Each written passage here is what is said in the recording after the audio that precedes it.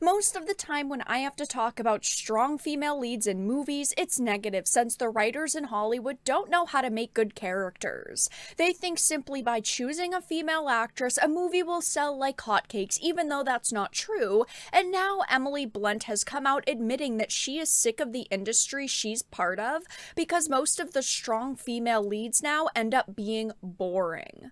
I have a few things to show off, but before we get into the topic at hand, if you enjoy the content that I create, please make sure to subscribe to the channel and hit the notification bell. Follow me on social media like Twitter or mine so that you can see when my content is posted. And of course, if you do really enjoy the videos and the live streams that I create, please consider becoming a Dark Titan via Patreon for just $1 a month, or support the channel via YouTube memberships. All of the links are in the description, and of course, I do really appreciate all of the support. So this article says Emily Blunt reveals why she's sick of strong female lead roles. I think that she's a really good actress. She's been in many good things over the years, but it is not surprising to see her come out and talk about her experiences in the entertainment industry because her whole life revolves around it. Not only is she an actress and she has done some directing, but she's also married to an actor and a director. It says Emily Blunt is sick of the strong female lead roles in Hollywood currently. Speaking with The Telegraph, she said that she's instantly bored when she sees strong female lead as a character description in scripts and describes this stereotypical character as the worst thing ever. She told the outlet that anytime she encounters that sort of description of a character in a potential project, she's simply not interested. It's the worst thing ever when you open a script and read the word strong female lead, she said. That makes me roll my eyes. I'm already out. I'm bored. Those roles are written incredibly stoic. You spend the whole time acting tough and saying tough things, and I definitely agree with her. As a consumer watching these actresses play strong female leads, most of the time now they are all the same.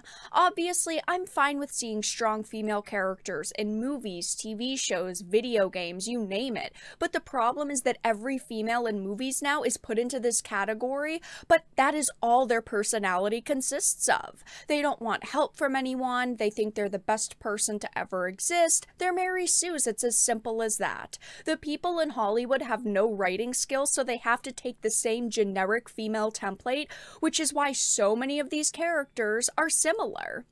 They also think that having female characters who need help, typically from men, are weak, which also makes their characters worse because they don't want anyone along their journey with them.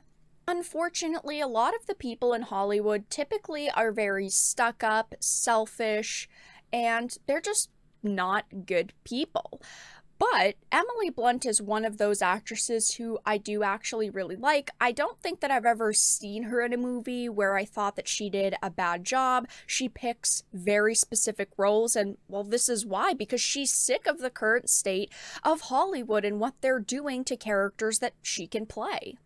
And unfortunately, a lot of the female characters that we are seeing in entertainment right now do fit into this strong woman category. Number one, even though it's a couple years ago, Rey Skywalker, okay? She was a Mary Sue to a T.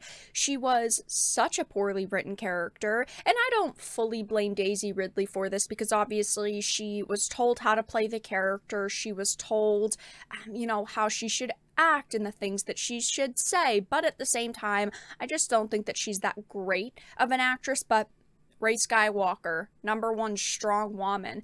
Recently, we also got She-Hulk. The original version of this character from the comics was actually pretty good, but the version that they put into the TV show was terrible. Of course, they changed around her backstory so that it didn't revolve around Hulk, around a man, and they made her instantly, from the start, better than Hulk and Bruce Banner because of her gender. And then we got Galadriel in the Rings of Power. They completely butchered this character that Tolkien fleshed out, made amazing, and they decided to change her around. And, well, let's be honest, she was terrible. She was always angry. She didn't want help from anyone. She always thought that she was proving everyone right. And, well, by the end of the story, spoiler alert, we found out that all of the doom that came to Middle-earth wouldn't have happened as quickly. But it did because of her, because she was impatient. These are the characters that I would describe as strong female characters just for the sake of being strong female characters. They don't have any depth. They don't have any real reason. It's just so that Hollywood can go, look at us, we put a female in a lead role and she happens to be strong. And of course, Emily Blunt isn't the only actress to come out and speak against the entertainment industry and the direction that Hollywood is headed. Ana de Armas recently came out and talked about James Bond. Now, I did cover this in a standalone video, and this is a little bit different, but she's still pushing back against gender swapping, which Hollywood is loving right now. She had said that there shouldn't be any need to steal someone else's character. There was no reason and no need for a female Bond, she said. So she was asked about her thoughts on the future of James Bond, where it was headed, and to address some of the rumors, and she had said there's no need for a female Bond. There shouldn't be any need to steal someone else's character, you know, to take over. She had said this is a novel and it leads into this Bond world and this fantasy of that universe where he's at.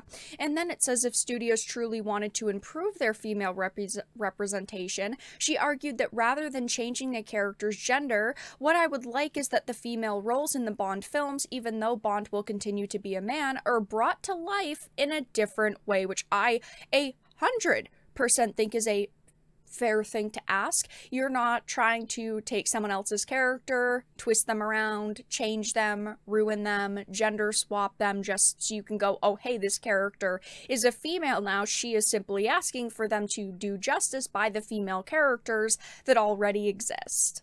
And while I'm very happy to see Emily Blunt and other actresses like Anna speak out about their problems with Hollywood and the franchises they're part of, sadly we know how this ends a lot of the time. Look at Gina Carano. She had opinions on politics and the industry that she was part of and got cancelled for it, had all of her parts ripped away from her, and now no one in the mainstream will work with her. This is sadly what happens when you are an actor or an actress and you speak out against the narratives that Hollywood is pushing. Obviously, I think that these actresses are far too large to simply just cancel and remove from movies. I mean, again, Emily Blunt is a massive actress, Ana de Armas is a massive actress, but sadly, there are a lot of actresses, I'm sure, who feel the same way, who are afraid to speak out because they don't want to be canceled. At the end of the day, though, I'm glad that Emily did come out and speak about why she's sick of these strong female lead roles. I agree with her as a consumer. I am sick and tired of seeing them. They're all the same one-dimensional trash characters. I don't think that's going to change anytime soon, and every once in a while, we get a good movie with a character with a lot of depth, but sadly, Hollywood has definitely not nailed the strong woman archetype. But that's all that I really had to discuss in this video. Let everyone know your thoughts in the comment section down below. If you enjoyed it, please make sure to give it a like, share it, and subscribe to the channel. And of course, if you didn't, make sure to give it a dislike. I appreciate your support either way, but I will talk to you all again in the next video really soon.